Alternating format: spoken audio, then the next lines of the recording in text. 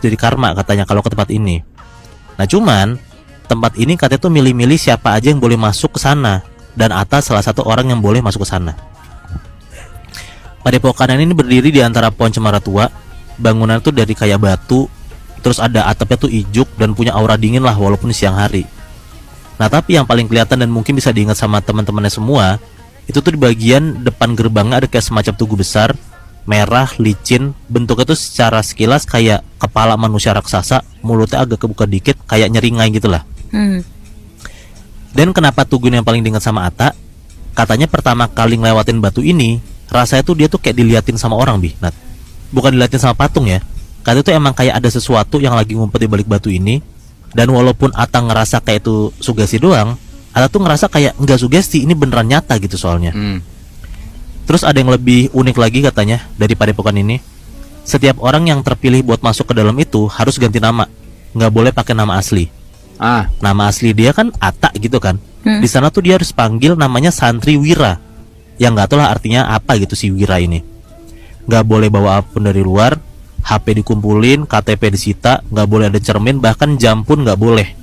Pokoknya waktu itu tuh berjalan dan ditandain cuman kayak berdasarkan lonceng menara bambu padepokan itu. Di sana semua santri itu tidur kayak satu barak panjang, dialasin sama tikar. Semua harus tidur sejajar, ngadep utara. Dan anehnya, kalau tidur tuh tangan santri ini harus ditaruh di dada kayak mayat gitu loh, bayangkan? Kayak dilipat gitu. Bener. Nah ada satu aturan yang paling aneh menurut gue, Nat. Katanya setiap santri ini nggak boleh mimpi. Kalau sampai ada yang mimpi, mereka tuh harus lapor. Kalau ketahuan mereka mimpi tapi nggak lapor, bisa-bisa dihukum, dan dihukumnya itu dicambuk.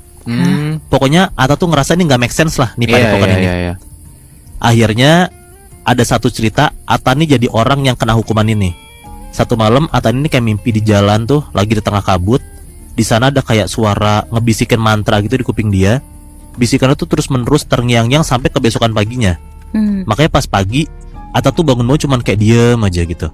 Nah pas dia mandi mau siap-siap, tiba-tiba ada suara dari tembok itu bilang kayak, kamu mimpi ya? Nah karena kaget Atta refleks iya.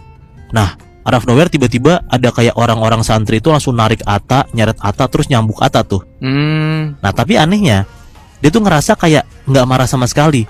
Karena setelah itu suara-suara dari kepala dia tuh yang bilang kayak kamu mimpi ya segala macam tiba-tiba tuh hilang gitu aja. Pas malam Jumat Kliwon, santri ini dikumpulin di ruang merah namanya. Salah satu ruangan berbentuk kayak bundar gitu, berdinding batu dengan lubang kecil di atasnya tuh kayak sebagai sumber cahaya bulan. Dan di tengah ruangan itu ada batu merah besar lagi.